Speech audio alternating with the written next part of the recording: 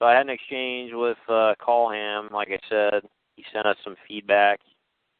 He sent me a message. He said, on an upcoming show, could both you and Ross go into your personal daily meals? A summary of your normal eating habits. For instance, I have black coffee with coconut oil for breakfast, boiled eggs, meat, and salad for lunch, nuts for snacks, dinner, rare steak with steamed vegetables. Something like that to get an idea of what you guys are eating. Thanks. And then I responded. I said, I'll keep that in mind. I might make some major revisions to my diet just upon reading Aajonus' work. That stuff is alarming. Mm-hmm. Then he said, just after all the information on raw, low carb, no legumes, etc., just wondering what you guys mainly ate. I eat basically a paleo-style diet. I obviously don't agree with the caveman evolution views of the diet, but I try to stay clear of all processed foods, grains and legumes, white potatoes, etc. From what I've researched, more ancient grains had a much lower glycemic load, but good luck finding them now. So I mostly have a lot of good animal fats, meats, and vegetables. I occasionally have raw meat, beef and fish, and snack on raw veggies, fruit and nuts and seeds. I also have a lot of cheese and dairy and eggs. A lot of paleo people don't have the dairy. I think it's pretty well balanced. I do occasionally have bread, especially thin wraps for fajita or the like. And I avoid sugar, though I try not to be a pain if I'm eating at a family meal or out with friends. I'll have some pasta or rice in situations like that, if that's what I'm given. I'm pretty much the same way with that. And if I'm having sugar, it's normally in drinks like organic cider, wine, or beer. I do feel a lot better cutting out all the carbs that used to make up a lot of my diet. I can definitely relate to that. Pasta and Italian food used to be my favorite food. I've like totally reversed on that. I don't eat any of that stuff anymore. Oh, and then he says, and I hope the wedding you have to attend goes smoothly. Sounds like an awkward situation. Oh, by the way, yeah, that did actually go well. Cassandra didn't even show up. Nice. Yeah. Which I thought was hilarious because by the sounds of it, I mean, she pretty much told my sister that she was going to be there. And it sounds like she was supposed to be there. So she probably didn't show up because of her conscience. Which would not surprise me at all, you know. And it was like super small, dude. I mean, it was even smaller than I thought it would be. So if she would have been there, man, it would have been uncomfortable.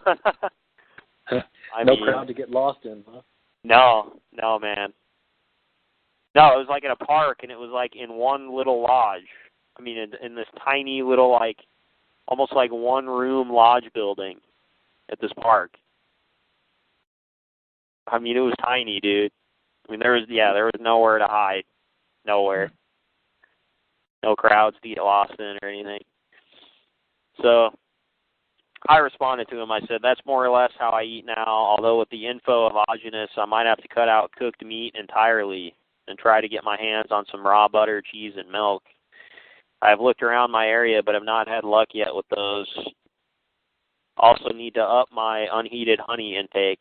Oh, by the way, yeah, I looked around again online for raw milk and cheese in my area. I basically had no luck.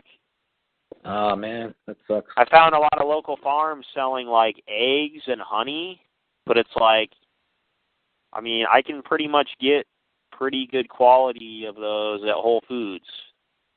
Like, I don't know if I want to go out, all the way out of my way just to go to a farm just to get those two things when they don't even have, like, beef or raw milk, too, you know what I mean? Or it's like, yeah, that's not much incentive there. I mean, if they had high-quality beef and milk, too, then I'd go, but, you know what I mean? Did you try calling them, man, and asking if they have anything that's not listed, like liver or whatever? No. You might try that. No, I just did a Google search for, I didn't go any really in-depth yet. But just from the Google search that I found, it's like nothing, and there was really no results that came up for raw milk or, yeah. But Colam responded. He said, we have a place a few miles down the road that does raw milk. Might have to try making my own cheese. And we get loads of local honey that's straight from the hive. I take it most summers as the local pollen in it makes my hay fever symptoms go away. Try looking at local farmers markets and food festivals in your area. A lot of local producers go to them, and I found many that are small operations, so don't have advertising or web presence, as they're only small word of mouth, and markets is all they need for their sales. So yeah, I'm going to have to do that, I guess. And then I said, yeah, Aajonus talks about that. He says to take it almost constantly, though, referring to the unheated honey, due to the enzymes in it, and the bees do something to it beforehand, rendering any negative effects on your insulin levels null. And I said, yeah, I'll have to do that. I have good quality honey and eggs, but that's about it. As far as raw kefir and good quality beef, etc., and milk and cheese, it's harder to find. So by the way, yeah, I looked at the eggs that I buy from Whole Foods, and it seems like they're free range. I mean, they came with like a little, I just bought two cartons the other day, and they came with a little, like a pamphlet inside. Yeah. I guess showing their business. I mean, it looked like they had good area to roam, free range. It said they just ate whatever's out there. I mean, oh, that's good. Yeah. So that seems like good quality there. And then he said we use it in tea. That and coconut sugar is about the only sweeteners we use. And then I respond, I said, I used to intermittent fast every day, but I might change that now after reading Aajonus. He seems to suggest that eating more of the right food is better, as you will be constantly detoxing, plus receiving proper nourishment, or supplying proper nourishment, unlike in fasting. I am underweight too, and he says that is bad. I want to bulk up, so I'm probably going to have to eat more. Yeah. He says more fats and more protein then. Yeah, definitely. If you drink tea or coffee, put butter or coconut oil in it. Makes it rich and velvety. An easy way to have a lot of fats. Same with smoothies. Add cream and butter. I said, yeah, I need to up my protein and fat intake, definitely. I'm going to start eating way more raw eggs and also meat. As for cream and butter, I need to find good quality first. I also need to find a good way to marinate raw meat to make it taste better. Aajonus says great things about olive oil, so maybe marinate in that and something else. Not sure yet. And then he said, for raw beef, I like using garlic, oil, chilies, and fresh basil. Or I put lemon and lime with fresh ginger, garlic, and fresh turmeric and chilies. And I like dipping it in strong English mustard or wasabi. Adds a real kick. Huh. Or make your own infused oils. Just add herbs, garlic, chilies, whatever to your oil. Put it in an airtight container and store in a cool, dark place until it has taken on the flavor. I said I'll have to experiment. If all Aajonus says that can happen from eating meat that was frozen beforehand is some E. coli and such, then I don't care about that. His view of bacteria is that virtually it is basically all positive, as well as parasites.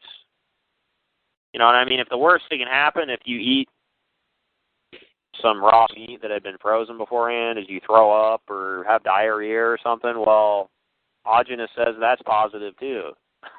Yeah. He says that's your body's most rapid way of detoxing is either vomiting or diarrhea. So, I mean, if that's the worst that can happen, then that's not anything to be worried about. You know what I mean? If that's a good thing, then would it be a good idea to find a dead animal out in the woods and just go as near as you can and just inhale deeply until you vomit? I mean, I don't know, man. I don't believe in germ theory anymore, but I'm still kind of wary about how to know if it's a good idea or not to do these things. I don't know, man. He's everything I've read about what he says about diarrhea and vomiting is positive. You know, it's your body. Your body's detoxing rapidly. That's what it is. That's what it means when it's doing that. You know what I mean? Yeah. It's dumping by the way, toxins. It's dumping toxins rapidly and then eliminating them. Yeah. Hey, by the way, man, which county do you live in Iowa? Polk County, Polk. Yeah.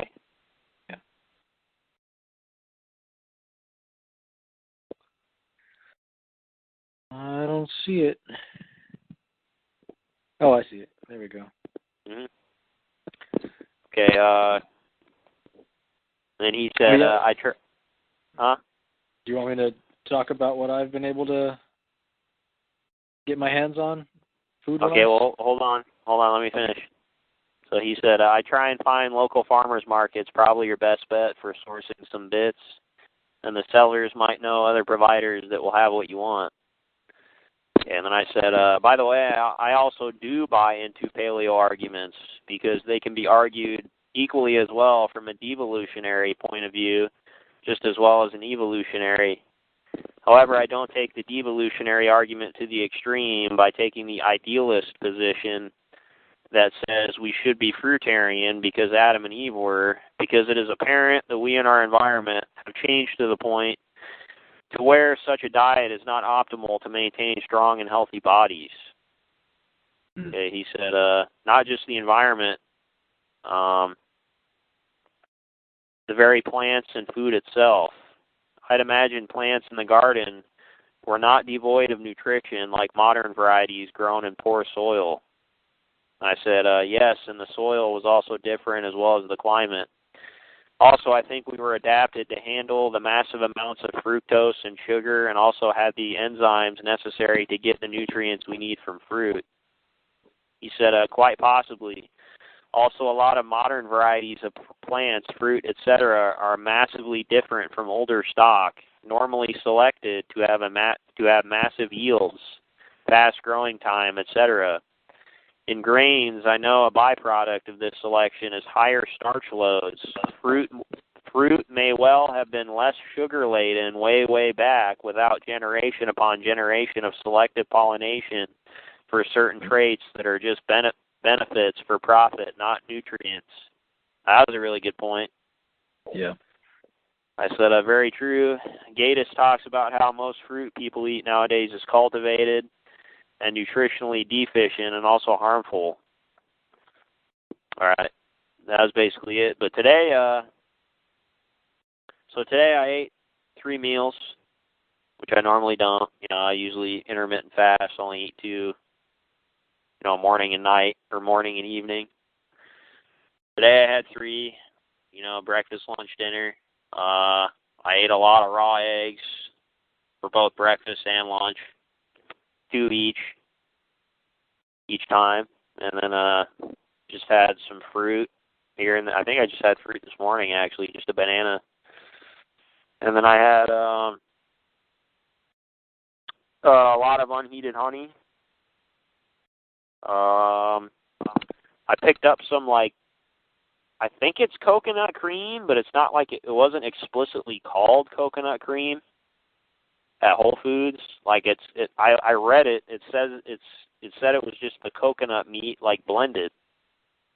I mean, isn't that that to me is like coconut cream, isn't it? Yeah, I found a jar of that, and they called it coconut manna. Yeah, I think that's what it was. Yeah, that's what I got, though. But I mixed that in a bowl with some unheated honey, and then I threw some almond butter in there, too. A lot of fat. Mixed it all together. I think I put some bee pollen in there, too, but I ate that. That was pretty good. I mean, it's a lot of fat was what I was going for, Yeah. And then for dinner, I just had a raw ribeye. And Aajonus actually recommends eating your raw meat with unheated honey because the enzymes will help. And I did that. And I got to say, man, my energy levels all day were high, super high. super high, and I felt strong too. I mean, there was a noticeable difference. Like, I felt strong, physically. Yeah. My energy levels were super high, especially, I mean, I really noticed after eating the raw eggs, man. Like, my energy shot up, Yeah. So I think I'm definitely going to keep. I think I'm going to drop cooking, man. I think Aajonus is. I mean, after reading his stuff, I don't know how I can cook anymore. He seems to think that. I mean, basically nothing good happens when you cook. You know what I mean? Like, at all. Just bad happens. That's it. That's all that happens is bad. Yeah. I mean, if I go out to eat somewhere, I mean, obviously I'll be eating cooked, but I'm not going to do any cooking myself, I don't think, anymore. Mm-hmm.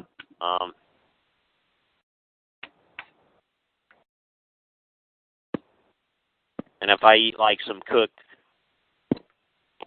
well, I guess no. No, I was going to say if I possibly eat, like, some granola or something, but even then I usually buy the raw stuff that's just like nuts and stuff, so I don't even,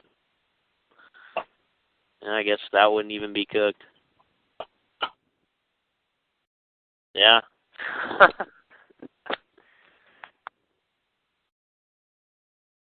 That's good. Yeah, I noticed I was able to get my hands on some, it says raw honey. I don't know how, well preserved it is. You got to make sure it says unheated. No, it does. It says it wasn't heated Okay. above 74 degrees Fahrenheit. But, Okay, yeah. I don't know how long it was sitting on the store shelf. Sure, yeah. But it felt pretty good. I got an energy burst from it. Mm-hmm. And I also got some of that coconut butter. Mm-hmm. That's funny that we both picked that up. That one, I like them both. Yeah. I like the taste of it a lot, actually. I mixed those in a bowl, and I just ate it like that. The honey with the coconut stuff. It was really good. Mm-hmm.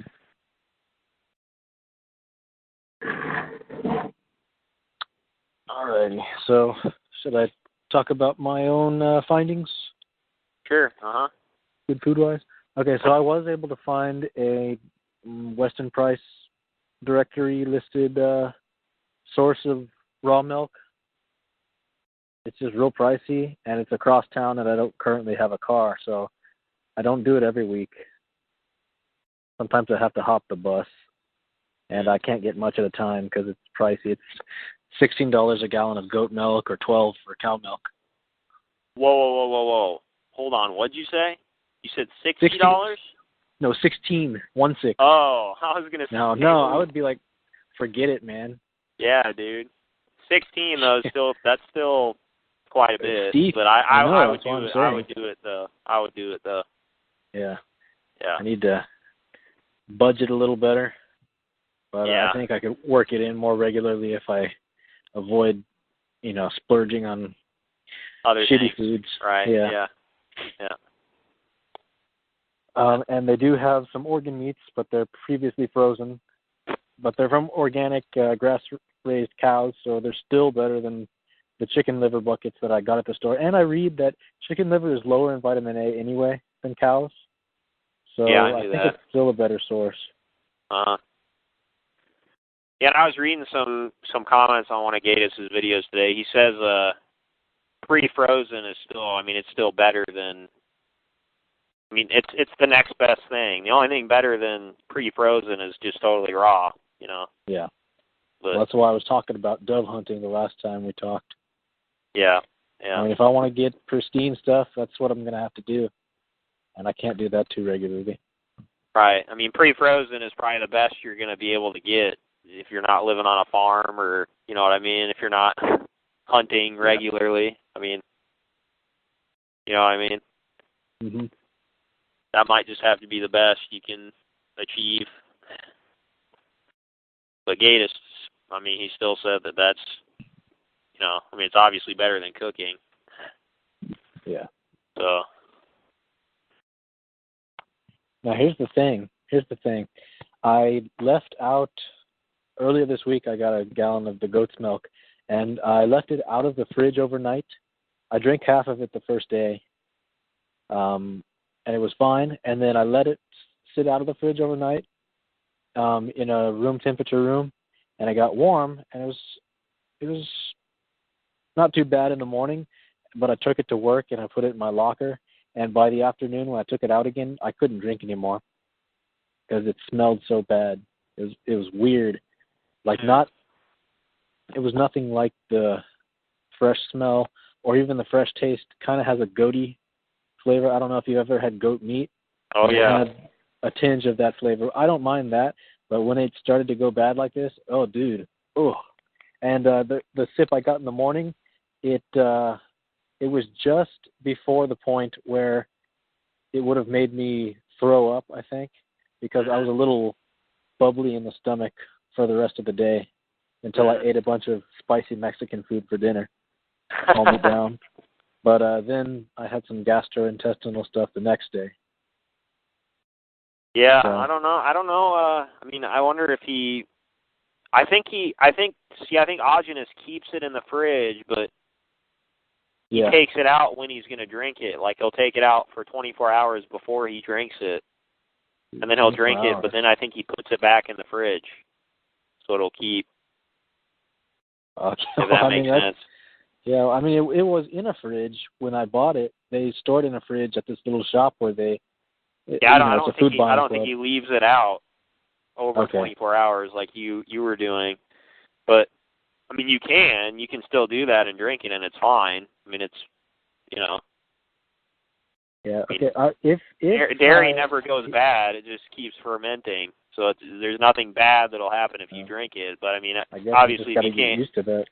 You're right. That's what I mean. Obviously, if you can't handle the taste, then that's bad, Yeah. Well, okay, so here's my other theory. I'm sure cow's milk would be more tolerable in that regard than goat's, because goat definitely has that strong flavor.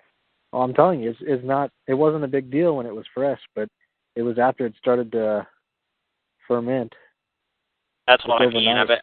That's what I mean. I bet cow's milk is more tolerable for the fermenting. Well, that's what I'm saying. I don't know. I think it was just being left out. And here's my other theory. It could have been because I left the cap on. Does it have to be aerobic? I'm not sure. I wonder. I know you don't know the answer. I'm just wondering out loud. Possibly, yeah. Possibly. And I kept it in the plastic carton that it came in, so... Ooh, I don't know. Yeah. Milk doesn't have acid, does it? It's not like a kombucha or a kefir. It's not acidic. I mean, it's calcium, right? It's basic. Alkaline. It's not acidic. Yeah. Yeah. So, I mean, I don't know. I'll have to experiment and probably force myself to get he also talks about mixing it with other things like unheated honey and such to improve the flavor. I don't know, but I'll have to experiment. But I mean, that's good that you found a source. I mean, and they also sell cream, cow's cream. Oh and man, really? Dude, I love that stuff. They sell it in these little half-quart size bottles. Oh man, I'm and as long as you keep it fridged, I know. That's pretty pricey too. Yeah. Honestly, I would say that so far the cream is better. At first, it was so rich, dude, that I couldn't finish it all. Like the first week I got one, because it was so rich, it made me nauseous after a few sips. I'm thinking I have a little bit of that copper overload zinc deficiency imbalance that we read about from Weston Price.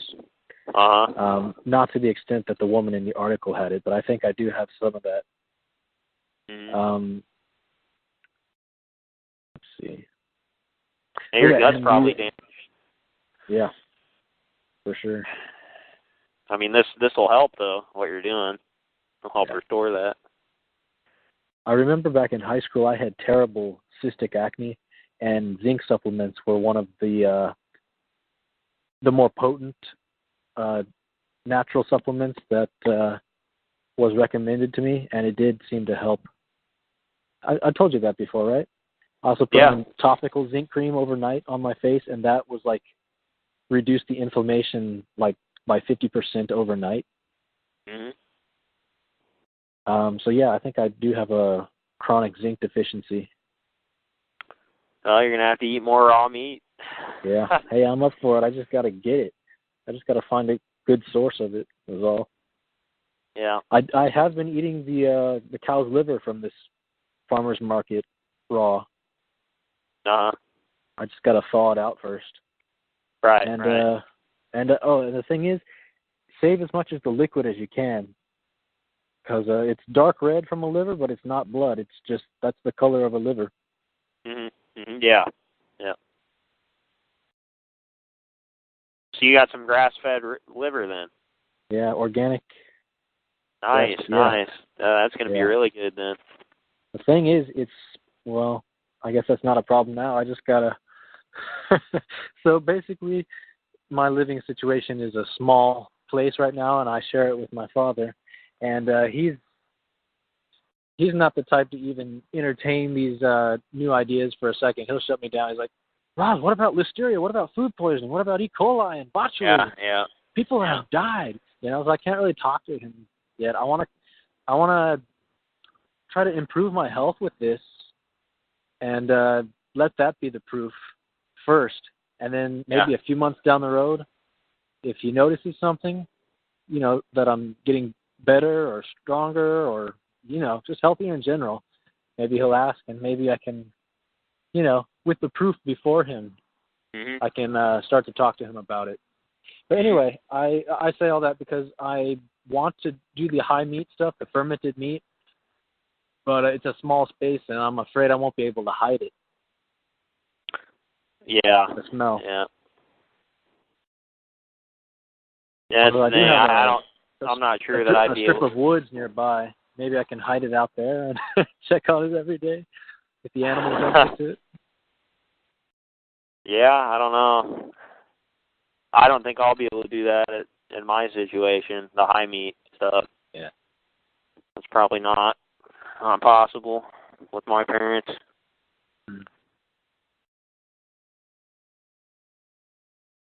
I mean, I don't think that stuff's really necessary. I mean, as long as you're eating raw meat, that's the key. I don't think you really need the high meat's more of a supplementary thing. Yeah, that's more of a detox, right? Get a bunch of a burst of bacteria and viruses going through you to clear out the dead stuff. Yeah, but I mean, if you're eating raw meat on the regular, then you're going to be having the same benefits. Yeah. But yeah, all right. Well, yeah, that's good. Oh, hey, one more thing I want to mention. If you can get chicken feet, that's chicken feet, chicken legs, their little talons. Mm-hmm. Those things are so full of gelatin, dude. Like, it's like 90% gelatin and 10% normal muscle meat. So, it's like bone broth, but you don't have to cook it as long. Mm-hmm. And there's something about it. I know he said that gelatin shouldn't be eaten a lot, but I'm still not sure on that one. The Weston Price sources say that that's very good for healing injuries and improving digestion. Mm-hmm. And it makes me feel good. I feel an energy burst when I eat that stuff. Mm-hmm. Mm-hmm. It's satiating. Mm-hmm. When I eat it. So, that it's not bad in small quantities. Whoever's right. Whoever happens to be right. It's not bad in small quantities. So if you can get some of that every now and then, that one's a good piece of offal. Mm-hmm. Mm-hmm. OFFAL, not right, AWFUO. Anyway, that's all. Like Aajonus says, if you're eating raw meat, you're gonna have the vital potency, often. Yeah. It's just a byproduct of that, Yeah, test spikes and just higher levels in general. Shit, when I was working at Owens, I was fasting a lot. That's probably why. That's probably why right there. No, it's coming to me. I was fasting. I was fasting like all the time. Yeah, that's why. But yep. Yeah. You ever want your sex drive to come back in full force, fast for like 3 days to a week. And then as soon as you start eating again, within 24 hours, like, boom. Yeah. Full force, sex drive.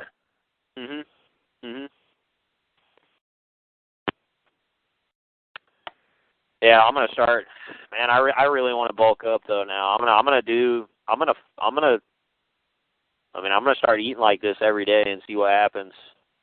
You know, because I mean, look at Gatus, dude. Look at the evidence there. I mean, he looked like he was malnourished and underweight before he went on this diet, didn't he? Yeah. He was a pale shrimp, and then he went to, golden Scandinavian. Yeah. Yeah, and I mean, it seems like this diet's what did that. So hopefully, maybe he can do the same. I don't know. We'll see. All right. Well, I guess we will continue Aajonus now. See, I'm not really sure where we left Chris, off. Hold on. Before you do that, did you by any chance search the pickyourown.org for nearby farms? You said pick your own? Yeah, pickyourown.org. No, never heard of that. It's a lot of produce, but they may, the occasional farm may have eggs or meat. Okay. So just to make sure, you might want to try that out. All right. I'll have to take a look at that.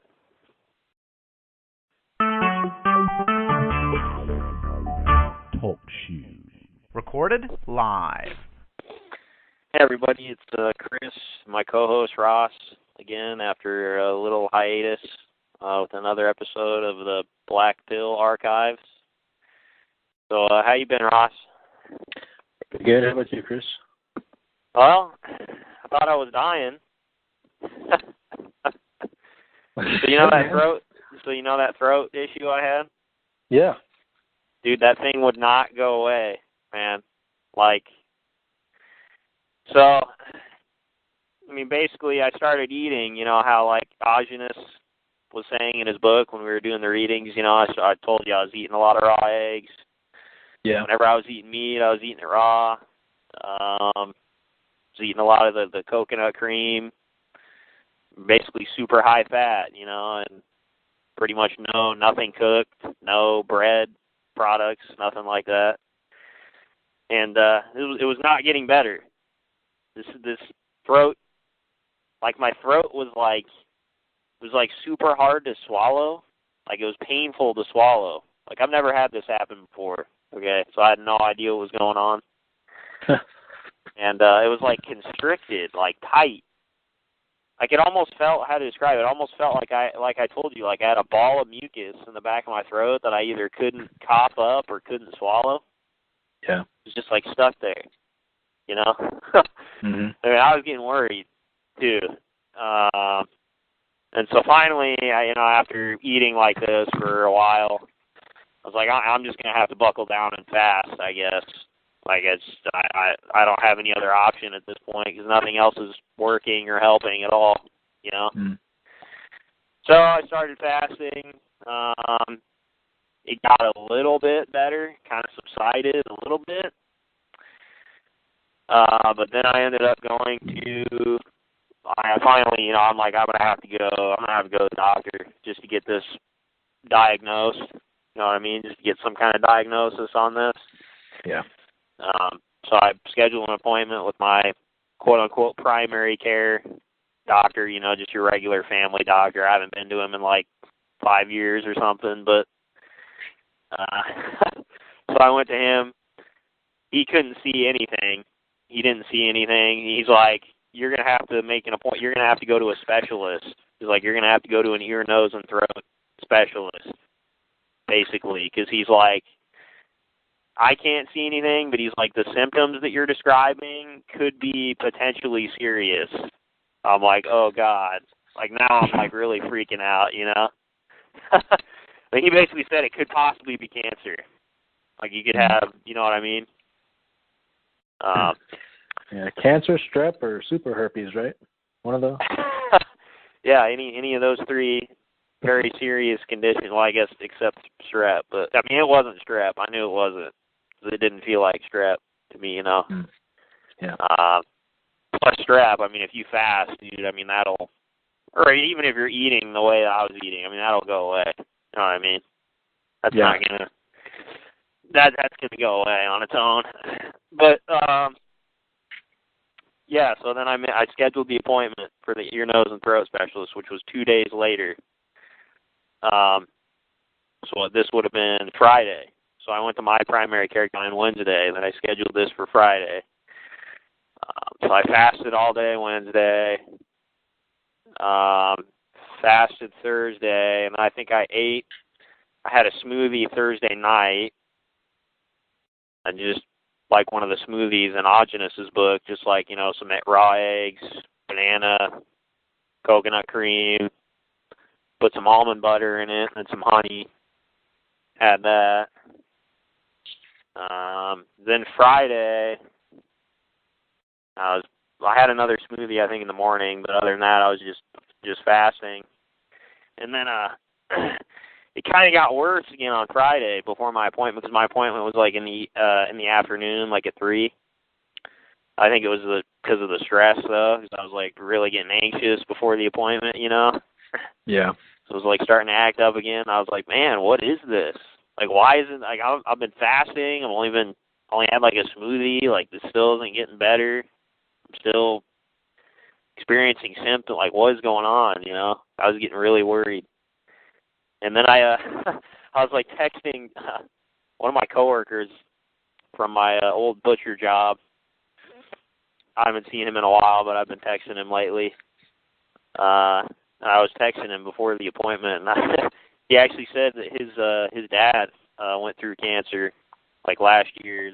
I haven't seen him in like over 2 years, or like 2 years. So all last year I didn't see him, but apparently the dad was going through cancer last year, and I asked him, you know, well, so what was going on with that? Like, I had no idea. And he said, oh, my dad had esophageal cancer. He had a tumor in his esophagus. They had to take part of his esophagus. Yeah, and then I'm like, oh God, like this is really relevant, you know. I didn't tell him what was going on with me, but I was like, I wanted to know more, because I was like, oh, I think God's trying to send me a message here. Like, this is not good, you know. So I was like, so how did he find out? And he's like, oh, he started having difficulty swallowing. And these like certain foods he'd have difficulty swallowing, and then he's like eventually he couldn't swallow it all. I'm like, oh my God, like I was really freaking out now, you know. I was like, dude, that's exactly what I'm going through right now, man. So then so finally I go to the appointment. The tension was just like killing me, man. Like waiting for this guy.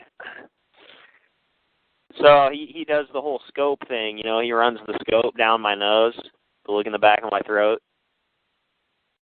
And I'm thinking I got, like, tumors back there. I didn't know how I could possibly have cancer. Like, this is the thing. Like, I had no, like, how could I possibly have cancer, you know what I mean? Unless God was just, like, trying to spite me or something. There's, like, no possible way I could have cancer, you know what I mean? Based on how I was eating, and even, I was even doing, like, I was drinking baking soda before I went to bed. That usually helps, you know, because I thought I might be too acidic. Maybe need to get my pH down. I mean, I was drinking food-grade hydrogen peroxide, so I thought, well, maybe it's some kind of, I don't know, thing that needs to be killed. I was drinking that. Like, nothing was helping, you know? Right. And, so another thing, so both the ENT and the primary care guy, they asked me, have you been having like heartburn lately or acid reflux? I said yes. Like when I went to lay down to go to bed, I noticed I had some acid reflux. I didn't know if it was caused by the throat thing though, because it corresponded with this throat condition, but I didn't know if I had some other condition which was causing the throat thing and also causing the acid reflux. No, I didn't know how that was related. You know what I mean? Yeah. And so the results of the scope, the ENT guy running the scope down my throat, basically he said that there was no cancer. It was all completely clear. Back of my throat looked super good, all clear. He said the part that opens and closes, back in your esophagus. Yeah. Which was exactly right where I had the pain and difficulty swallowing and constriction. So I was like, I didn't even tell him that that's where it was centered at. Like, he told me that. So I was like, well, you're spot on. He obviously must know what's going on, you know what I mean, if he pointed out the exact spot where I've been, where this has been centered at. And he said that basically my acid reflux burned, my stomach acid came up and burned that muscle that opens and closes to contract that. And that's why it's like more sensitive, and that's why it's I guess constricting more or contracting more when I swallow, because when I swallow it, like, it's sensitive to that, or anytime I swallow it's sensitive to that. It was just inflamed from stomach acid. Why was your stomach acid high? I don't know. I think it might have been. Well, I've heard that even Gatus has talked about this. He said that eating raw meat will increase your stomach acid. Well, plus, eating any kind of high enzyme food, it'll make your digestion better. Uh-huh. It'll increase your stomach acid. But plus, basically, what the ENT like prescribed me with a ton of medications, which, obviously I'm not taking any of them. That's completely retarded. Why would you take medications if you just have an inflamed muscle? It makes no sense. Yeah. But he said that you shouldn't eat or drink 2 hours before you go to bed. And I was like, well, I always make a tonic right before I go to bed every night. This is something I've just done for a long time. And I literally take it right before I go to bed. Like, it's the last thing I take. But he said even if you drink water right before you go to bed, it can make this happen. So I'm like, well, I wonder if that because I was drinking like baking soda right before I went to bed. You know what I mean? And also on other nights I was drinking hydrogen peroxide right before I went to bed, like literally right before. So that probably had something to do with it. You know? I can see those two doing it. Well, yeah, but that combined with maybe my stomach acid being higher, eating the raw food. Yeah. And then those, aggravated it. You know what I mean? Yeah. But yeah, I thought I was like dying, dude. I was like freaking out, man. And I was like, well, obviously I can't do a podcast. I can't even talk. Like, I can't read. I can't read giant sections out of I can barely talk, man. Like, I could, I thought I was dying, dude. Oh, I wish man. I could have known so I could pray for you, but I'm kind of glad now that I didn't, because I would have been worrying too.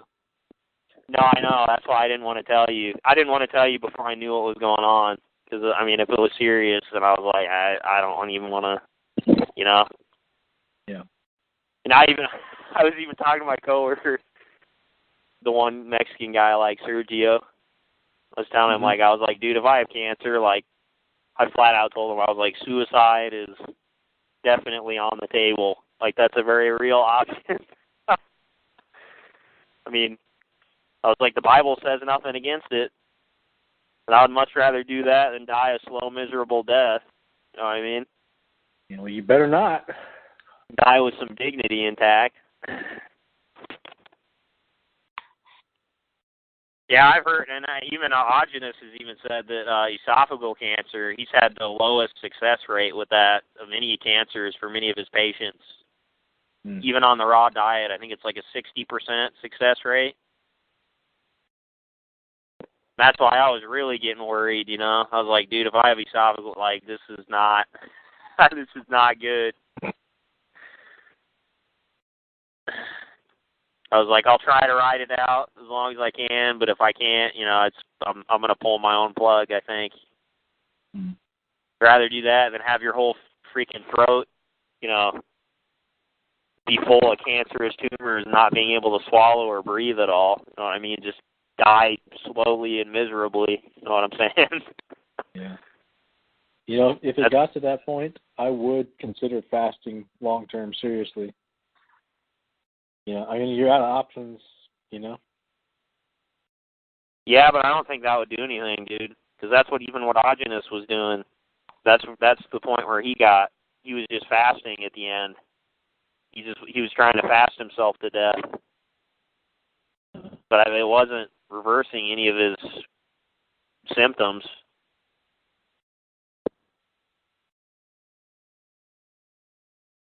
Yeah. They were just kind of it was just kind of keeping them in check. I mean, they weren't really getting worse, but they weren't getting any better either. It was just kind of staying, the same. Yeah, I don't know. That's weird. Mhm. So yeah, I'm glad you're okay. Oh yeah.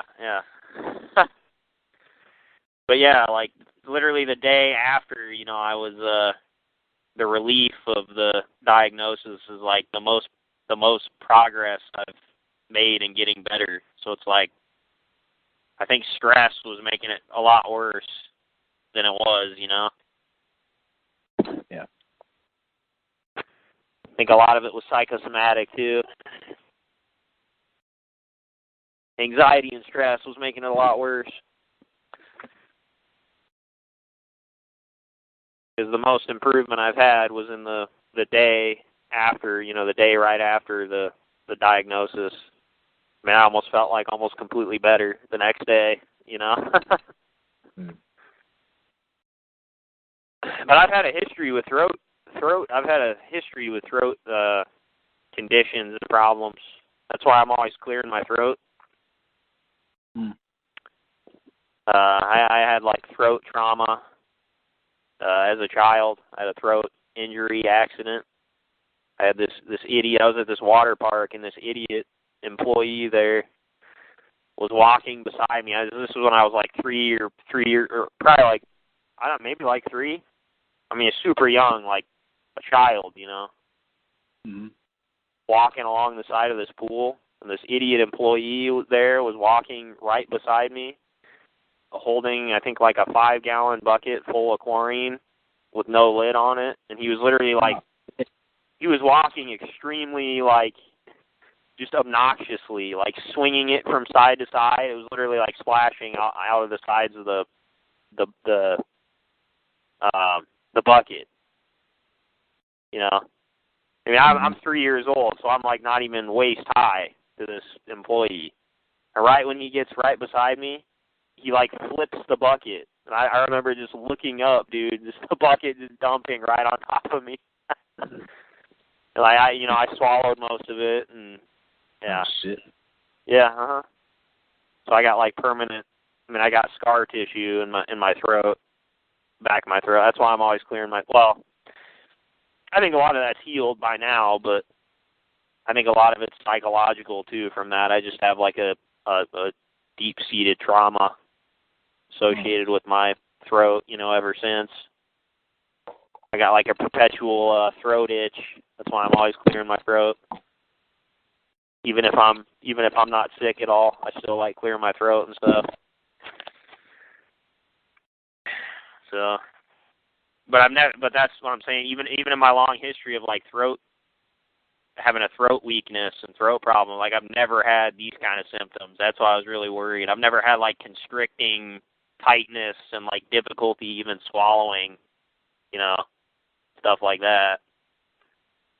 I was getting really worried. But yeah, so I'm better now, thankfully. Thank Elohim for that. Hey, speaking of scar tissue, enzymes are supposed to dissolve that. Uh-huh. So, Mm-hmm. if you want to try a supplement, which you probably don't, but there's one specific enzyme that is sold for that and other purposes. It's called serrapeptase. Mhm. It's supposed to be really good for breaking down scar tissue. Okay.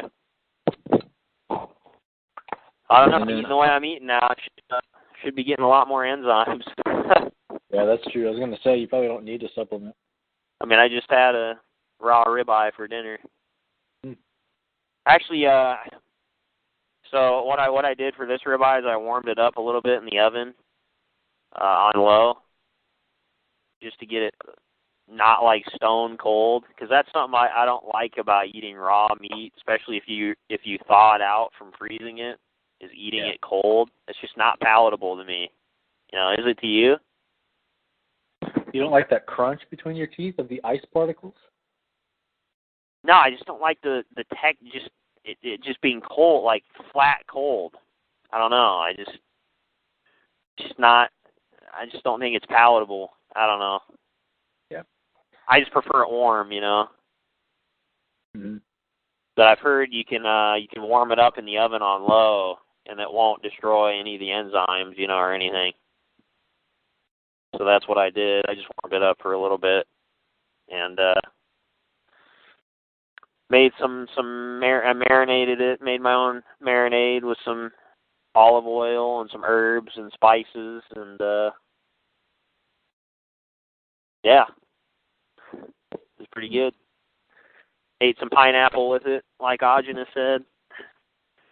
Enzymes help digestion. So,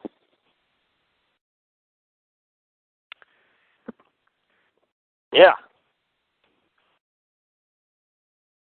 I wonder if chlorine can be long in the body. If so, you might want to try, well, you probably get it from seafood, but iodine. Uh-huh. You know. To get rid of the chlorine, you're saying? Yeah, or we'll balance it out. You need trace amounts, but the kind you inhaled wouldn't be bioavailable, I'm sure. It would just be toxic. Oh, yeah. Yeah. Okay. Yeah, I'll keep that in mind. I don't eat pretty much any seafood. Well, unless I go catch it myself. Yeah. I'll have to start. I haven't even really tried any seafood raw yet. Yeah, seafood, sea vegetables like that seaweed they use in sushi, and turkey are supposed to be higher in iodine. Mhm. And cranberries too. So. Mhm. Okay. There's a lot of disinfo out there about the mercury too. People say that you shouldn't be eating seafood because of the mercury, right? Well, Aajonus has proven that mercury when it's in fish, it's not toxic. Huh. That's interesting. It's only when you take in mercury in an isolated form is it toxic. It's not toxic when it's in the fish. Yeah, I uploaded that. You'll have to. Yeah, I think because it's bound with maybe the saturated fat or maybe how it's bound up. I don't know, but I uploaded a call where he talked about that. I think it's called Mercury Disinformation. You'll have to listen to that. Mm-hmm.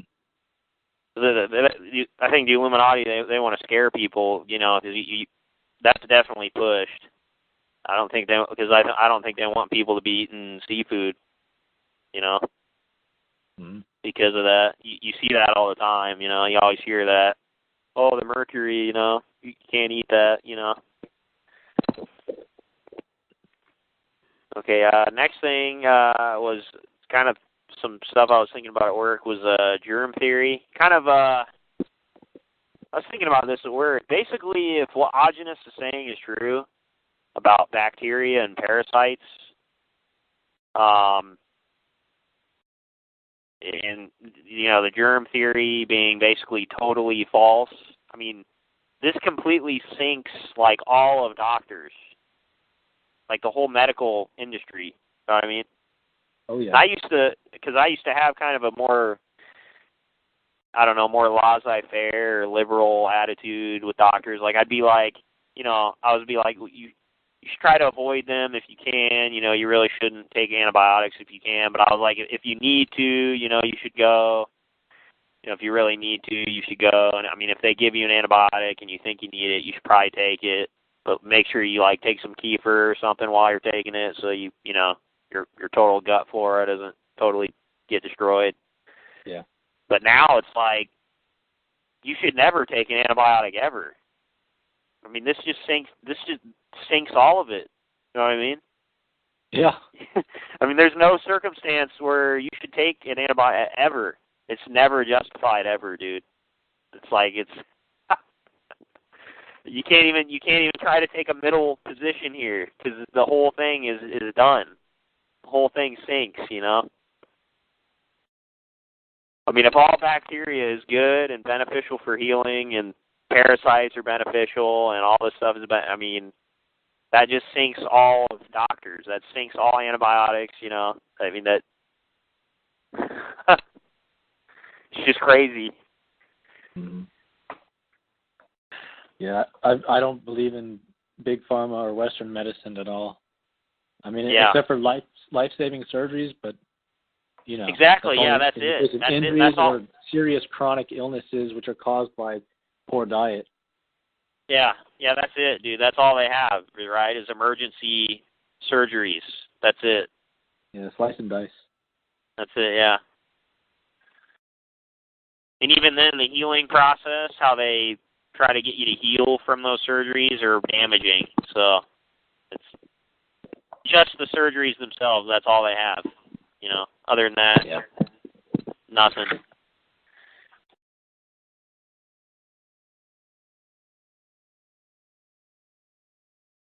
Okay, well, let's see. So I had a conversation with Colham about salt on Facebook. Messaged me about it. He's been listening to our calls.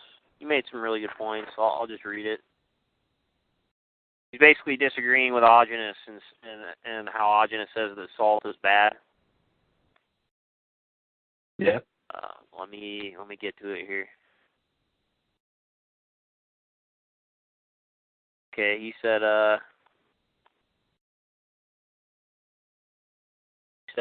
asked him how he was doing. He said, doing well. I'm up to date with your podcast. All good stuff as usual. The current book is a bit dry as it's a bit repetitive. Yeah, I know that. I read it all anyway, though, for people that, might need specific info on certain conditions, and so they wouldn't have to buy the book, and, there's a reason I still read it. If I had to summarize, raw honey, eggs, minimal water, and raw beef would basically cover most ailments mentioned. Or mineral water, I mean. And his stance on no salt is rather suspect. It's about the only way to make stomach acid, ? What's your view regarding salt? I don't go crazy with the stuff. I just use real sea salt and season to taste. And occasionally when doing sports type things in the summer, I'll add some to a juice drink I make. I said, I'm not sure about salt in an isolated state. And then I said, I'm also not sure anymore that salt makes stomach acid. What's your thoughts on that, Ross? Dude, I don't know what to believe. all these conflicting I mean, I'm reports. definitely skeptical now that salt makes stomach acid. I'm definitely skeptical of that. I mean, that wouldn't really make sense to me, just thinking about it. How do you people's out in nature that don't eat any salt, really, and they have their stomach, they have stomach acid. I don't. Stomach acid just seems like that's something your body just produces naturally. You know what I mean? I think it can maybe be increased or decreased, but I don't know if it can. I think it might be something your body just makes. I'm not sure though. I don't know. I think it could be metabolized to up your stomach acidity, but it's certainly not the only source. Sure, yeah. Like you said, where are you going to get that if you're out in the wild? Right. Or even just a basic old times civilized area, you have to dig salt up or be down at the beach, and well, you're not going to drink salt water. That's not going to kill you or make you sick. But it's even harder to get it like that. Yeah. Well, he said, so he asked chloride, and then so I said, well, how do tribal peoples have stomach acid? And so basically, this stuff, all this salt stuff this all came from Frank McManus. Dave's had him on his call before. You know Frank. You remember Frank, right? Yeah. He's the salt guy. That's what he's known as. He's been known as that for a while on podcasts because that's like his thing. He's the one who came out with all this salt is actually really good for you stuff, and he literally ingests like an extreme amount every day. It's something ridiculous. But he's totally of the view that all salt's totally good for you, and you need an excess of it. And so basically, what I said is it's his views, it's Aajonus' views versus Frank. And how many patients did Frank cure? See, I would lean more towards trusting Aajonus over Frank. I mean, he's not a nutrition expert. He's never had patients that he's cured of terminal illnesses, you know what I mean?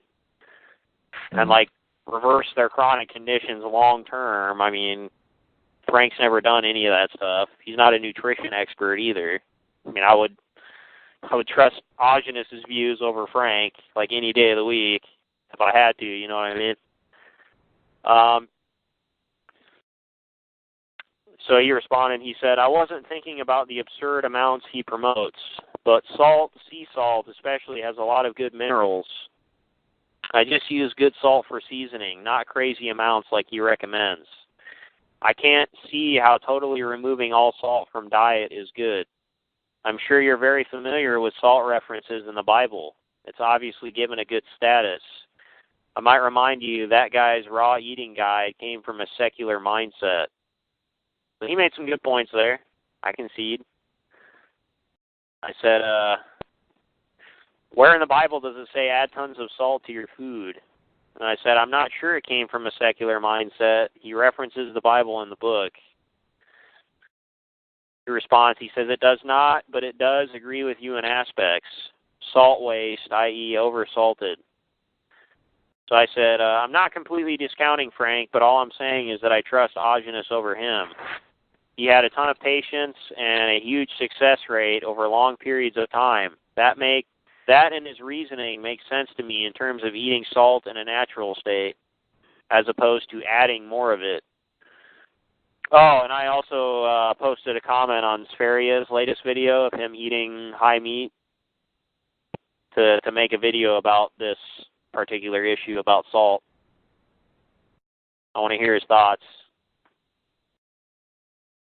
I posted a comment. I basically said, I've heard all this conflicting info on salt, and Aajonus seemed to have a low view of it. So what are your thoughts on it? Can you make a video of it about it? So hopefully he does. So I said, I just asked Feria to make a video of it. Salt is up in the air for me, but I have definitely cut back on my intake of it after reading Aajonus. And then Dave, or Colham, responded. He said, well, Frank is saying to eat an ounce a day. That's pretty extreme. I'm saying adding a pinch to food for taste. I said, we'll have to keep researching it. So then he posted this link to me from Open Bible. You're still there, right? Yeah. Okay. Open Bible, I guess, he used the keyword salt. There's all these verses that came up about salt.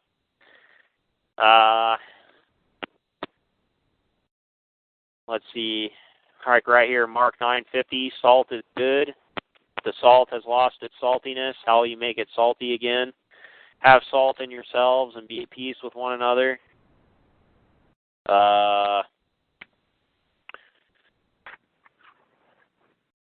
Numbers 18:19, all the holy contributions that the people of Israel present to the Lord I give to you and to your sons and daughters with you as a perpetual due. It is a covenant of salt forever before the Lord to you and for your offspring with you. Leviticus 2:13, you shall season all your grain offerings with salt. You shall not let the salt of the covenant with your God be missing from your grain offering. With all your offerings you shall offer salt. Ezekiel 43:24, you shall present them before the Lord, and the priest shall sprinkle salt on them and offer them up as a burnt offering to the Lord. Yeah, so you get the point. There's literally like a ton of verses that, you know, give a positive view of salt and its application. So he said there are plenty of references to salt being good, and mostly in reference to taste, I would assume, as a seasoning. Also, salt was highly prized in cultures as a preservative to keep meat from spoiling. I said, yeah, I can't argue with the biblical references, which I can't. I have to concede to those. Can't argue with them. Yeah. He said, salt is good, and you must admit, as a human, it does taste good. That's why we have salt receptors on our tongues. I said, it is good. I've still cut back, though. I'm not sure it's a good way to get minerals. So I'm unsure about that. He's making the argument that salt has a lot of minerals, but I'm not sure that our body assimilates those minerals from salt. I'm not sure about that anymore, you know. Yeah, that's true. Based on reading Aajonus, I don't know how that all works. I'm unsure on that now. He says, I'm not advocating the excessive salt intake that Frank says, but good sea salt or mineral salt not only improves flavor, but also has many minerals. He says, well, I just use it to taste in cooking. Even the raw meat you have, the animals have salt licks. That's a good point, yeah. The animals have the mineral blocks or the salt licks. So he posted these two links. That one of them basically says that cows need salt for minerals. I said you can't really make an analogy, though, between cows needing it and people, but I can't argue with the scriptural references. And he says they don't have much of the salt, but they do get minerals from it. So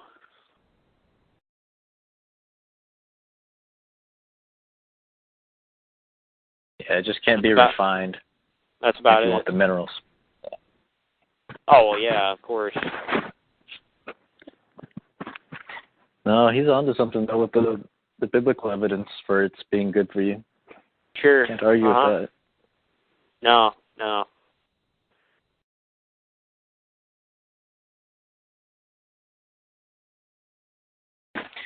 All right, salt's back on the menu then. Well, yeah. I guess. Yeah. I mean, it'll just be a further topic of research, you know. Mm-hmm. Yeah, I was for a while, probably for 2 weeks a while ago, taking salt with my water. Of course, now I know that maybe I don't need as much water, so I can put it on my food. I did try salt curing an egg and a liver, both raw. Okay. I didn't like the way they tasted and felt after that, but I didn't get all the salt off of them, so I guess that's not really conclusive. Yeah, all I know is that I used to drink like a half gallon of water a day, and I put a ton of salt in it, and I really did not feel good. Like, I feel better now that I'm not doing that anymore. I mean, I see, and that kind of, to me, that kind of confirmed things that Aajonus was saying and symptoms that he was saying from salt. But, again, I don't know. You know, I don't know now.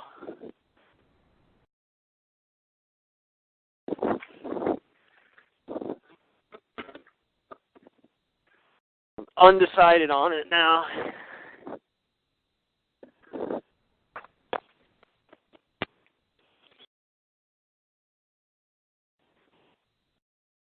I was jokingly telling someone I knew recently that I want to have 6 kids to beat the record of my parents' and grandparents' families. Uh-huh. And they're like, you're gonna have to find a special woman to accomplish that. And it's like all that, and like several friends I've known who are girls, they've had like terrible childbirth experiences, like where it takes them over 24 hours, and they're exhausted, and it's like, okay, we're stopping with number 2, and it's just when you look at all this stuff, you wonder if it's not dietary. I mean, obviously, the women could do it easily further back in time. Not even that long ago, our great-grandparents' generation. Yeah, it's probably the lack of fat. Mm-hmm.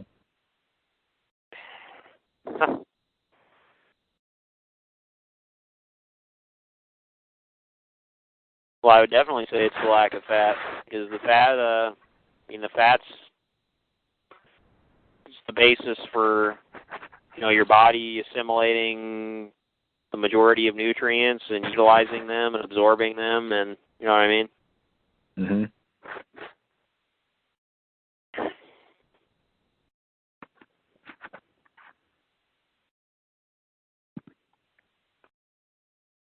Lack of raw fat, anyway.